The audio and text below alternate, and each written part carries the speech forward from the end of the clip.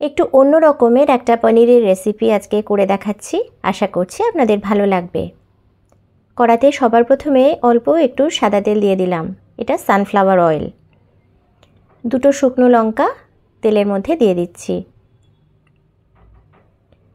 Half চা চামচের মতন গোটা ধনে দিয়ে দিলাম। হাফ চা চামচের মতো মৌরি দিয়ে দিচ্ছি। অল্প একটু গোটা গরম মশলা, এক টুকরো দারচিনি, দুটো লবঙ্গ আর একটা এলাচ এর মধ্যে দিয়ে দিলাম। হাফ ইঞ্চি মতো আদা আর 2 কোয়া রসুন দিয়ে দিলাম। এই রসুনটা একটু বড় তাই একটাই দিয়েছি। আর একটা ছোট পেঁয়াজ দিয়ে দিলাম। পেঁয়াজটা কুচিয়ে নেওয়ার প্রয়োজন নেই, এরকম দিয়ে দিলেই হবে। এগুলো হালকা ভাজা ভাজা করে তেল থেকে তুলে একটু ঠান্ডা করে বেটে নেব। এখন ওই অবশিষ্ট তেলের মধ্যে আরও একটুখানি সাদা তেল দিয়ে দিচ্ছি। প্রথমে দিয়ে দিচ্ছি 1 চা চামচ চিনি, এটা ক্যারামেল হয়ে রঙটা ভালো হবে সেই জন্য দিলাম।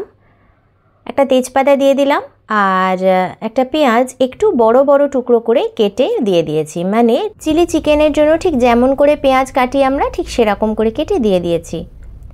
বেটে রাখা মশলাটা দিয়ে দিলাম। সব কিছু একটু ভালো করে কষিয়ে নিয়েছি। এখন দিয়ে দিচ্ছি টমেটো বাটা। একটা ছোট সাইজের টমেটো মিক্সিতে বেটে দিয়ে দিয়েছি। আবার খুব ভালো করে কষিয়ে নিচ্ছি।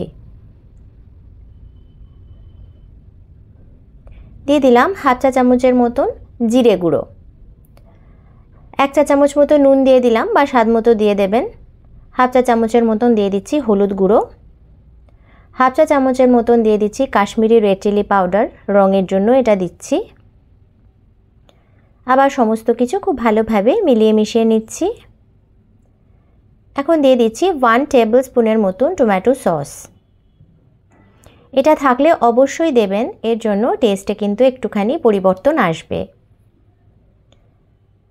2 টেবিল স্পুনের মতন টক দই আমি খুব ভালো করে ফেটিয়ে নিয়ে দিয়ে দিয়েছি। আবার সমস্ত কিছু খুব ভালোভাবে মিশিয়ে নিচ্ছি। এইভাবে একবার পনির বানিয়ে দেখবেন বন্ধুরা, রুটি, লুচি, পরোটা, পোলাও, ফ্রাইড রাইস সব কিছুর সাথেই ভীষণ ভালো লাগে খেতে। খুব ভালোভাবে কষিয়ে নেওয়ার পর পনিরের টুকরোগুলো দিয়ে দিলাম।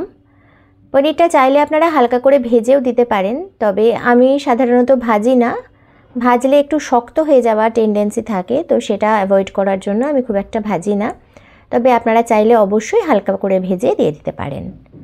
পনিরগুলো দিয়ে একটুখানি ভালো করে মিলিয়ে মিশিয়ে নিয়ে অল্প একটু জল দিয়ে দিলাম। মানে যতটা গ্রেভি রাখতে চান সেই মতো জল দিয়ে দিতে হবে।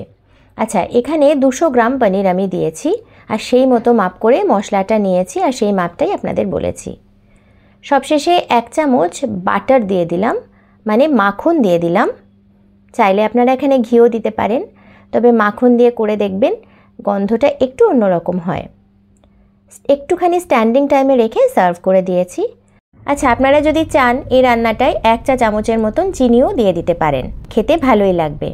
একবার এইভাবে রান্নাটা করে দেখবেন বন্ধুরা, আমি কথা দিচ্ছি আপনাদের ভালো লাগবেই। আর যদি আজকের এই রেসিপিটা আপনাদের ভালো লেগে থাকে, অনুরোধ করব একটা লাইক আর অনেক অনেক শেয়ার সহ চ্যানেলটাকে সাবস্ক্রাইব করে আমার পাশেই থাকার জন্য। আজ তাহলে এই পর্যন্তই, দেখা হবে আগামী পর্বে। Till then, take care, bye by.